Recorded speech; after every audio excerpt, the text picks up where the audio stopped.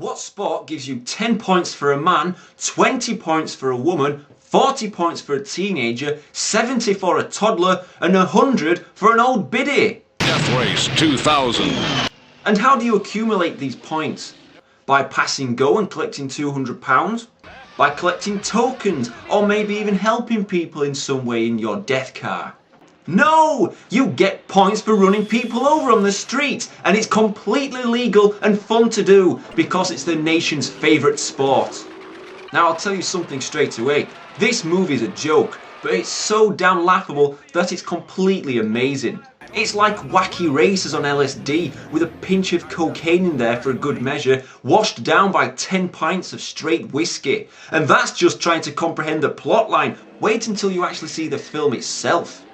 With it being made in 1975 and on a very low budget, it gives it that wonderful camp feel. It's set in the year 2000.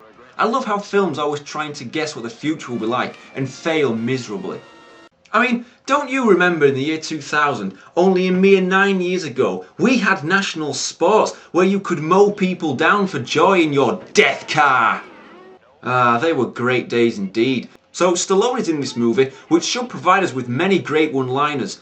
But that's if we can understand what he's actually saying half of the time. Jesus H. Christ!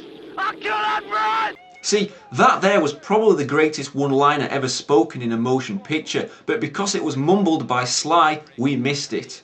Check your face! So the races all have silly names such as Nero, Calamity Jane, Matilda the Hun, Machine Gun Joe, and Frankenstein. Why is he called Frankenstein? Because he's been in so many crashes and lost all his body parts, he's had them replaced. Yeah. Oh, and he likes to dress in leather from head to toe. Now, he also has a metal hand that will allow him to change gears in record time or some stupid shit. That with your new mechanical arm, you can shift gears in less than a 20th of a second. Would you care to comment on that? No. So the race is underway and Sly is looking to get some points on the board. I love how this workman's colleagues run away but don't warn him of the danger. Woo! Go Sly! Yo, Adrian, I did it! All right, and yes, sirree! A clean hit, a perfect hit, and no pain for the target. No pain? You could hear him scream like a little girl. Too bad the guy was only 38. Just 2 years older, he'd have been worth 3 times the points. Oh yeah, too bad. I'm sure he'll really be kicking himself for only being 38 years old. Suddenly we see a guy playing a matador. Why the hell is he on the streets playing a matador? Why the hell would you play matador with a car that's got horns on it like a bull? It doesn't make any sense. So this cocky bastard gets run over by the car with bull horns. A beautiful kill, a neat kill. You know, this may seem like nitpicking, but if there was a national sport taking place where crazy drivers go around running people over, why the fuck would you be on the streets? Surely it would be safer to stay indoors for a couple of days. And oh man, check this scene out. Yes, old people aren't tolerated in the future and are simply wheeled outside in order to be killed. Euthanasia Day at the geriatrics hospital. We do it every year. Euthanasia Day, I love that. So, what does Frankenstein do here for maximum points? He leaves the old folks alone and runs over the nurses, knocking them left and right. What a great guy Frankenstein is. He has a heart of pure gold. While the nation go wild for carnage, there's a small group called the Rebels, isn't there always one, who want to stop this sport. So, throughout the film, they set up traps for the drivers. Now this trap here sees Nero targeted first. He spots a family having a picnic, which is easy points on the table. If they scatter, go for the baby and the mother. Yes, get the baby, 70 easy points. But wait, that bearded lady behind the tree has set up some dynamite and I didn't see that coming. Because I was busy looking at your cleavage. Go for the baby, the baby! No, I'm quite content with the view I have already. Oh dear, should have kept your eyes on the road. So Sly's driving along and sees some guys putting up a banner in honour of Frankenstein. Naturally Sly gets pissed off, which he does an awful lot in this movie. Lousy sons of bitches. Bullshit! I told you to stop playing that music! So he knocks one guy off the ladder. I only mashed him slightly. That has to be the greatest line ever. Yeah, I only mashed him slightly. So he asks his work colleague if he should let him go. Hey, should I let him go? Hell no, I don't even like him much. That is always right.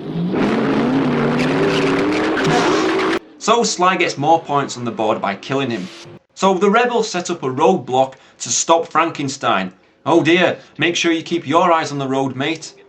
Look at that stupid hole right in the middle. They won't get through there. No, of course not, because he's coming from the opposite direction.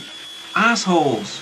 So later that day, when relaxing and walking around on his own dressed like a poor man's Batman, a member of the Frankenstein fan club appears not for an autograph, not for a photo, but to tell him that she loves him and knows all about him. Why do you love me? Because I kill people? Scoring isn't killing, Mr. Frankenstein. It's part of the race. You're a national hero. So after that little fan-obsessed speech, we see her again later taking the whole fan obsession thing a step way too far by offering herself as free points for her hero. You stupid woman. So Frankenstein has a dance with his navigator by first taking off all his clothes and then... come on, Frankenstein, give the mask a break, will you? Here's some dumb rednecks playing chicken with the cars. Two instantly jump down the manhole and leave their friend. Oh, shit! Yeah, shit indeed. What did you expect?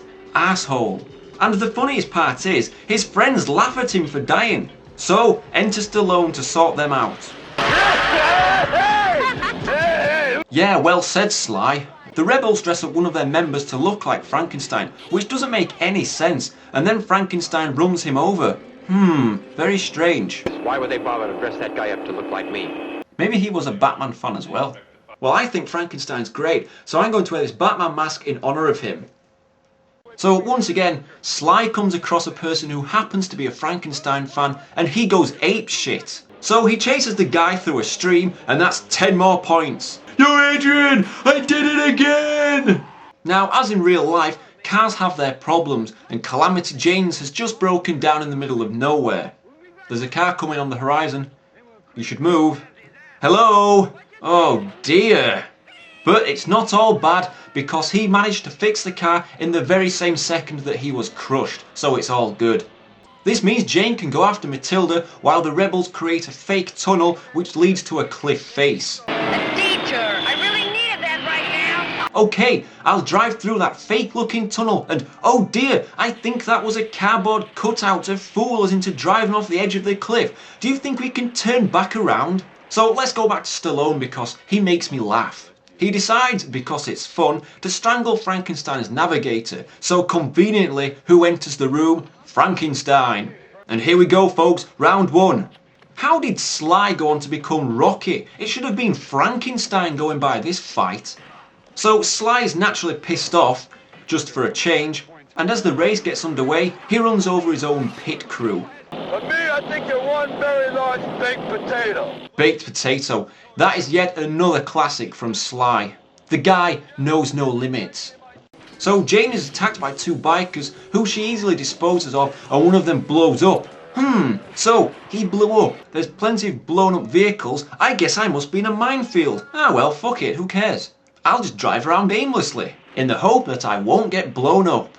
So she slowly and carefully tries to turn her car around and bang!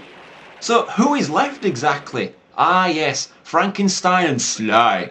After a slight issue where Frankenstein's navigator tries to make him drive off the cliff because she works for the rebels, we get a wonderfully tense race to the finishing line. Now, have you ever wondered why Frankenstein never takes off his glove? Well, that's because his metal hand has a grenade attached to it. Did you get it? Hand grenade? Hand grenade? Hand grenade. Ah, piss off. So his hand is thrown into Sly's car, who is sitting there moaning as usual, and he gets blown up, leaving Frankenstein the ultimate winner. The president is there to give him a welcoming speech, saying that he should be the new leader of the country, but not before saying that the French are evil and are responsible for destroying all the races and of course wrecking their telephone system. I know it's fun to take the piss out of the French, but come on. I'm French! Why do you think I have this outrageous accent? So Frankenstein goes to meet the president and, oh my god, that old bag just shot Frankenstein. She must be French. Kill her, destroy her, kill her. Frankenstein, are you all right? But it's not even Frankenstein, as it turns out to be his navigator, and even though she got shot in the head, she's still alive. Now this gives Frankenstein time to drive his car into the platform and kill the president. Ah, only in America. I'm Batman. So Frankenstein is the new president now. He has a new metal hand. The old bag who shot his navigator is part of the new office because she's actually her great-grandmother. Now this is all great, but what about the race, man? President Frankenstein, you can't call off the race. The American people won't stand for it. So he gets run over, and that's yet more points for Frankenstein. And now it's time to try out my own death race. What a lovely day to stand out in the middle of a road. Haha, easy points. You're mine. Ha Oh shit! Die. Ha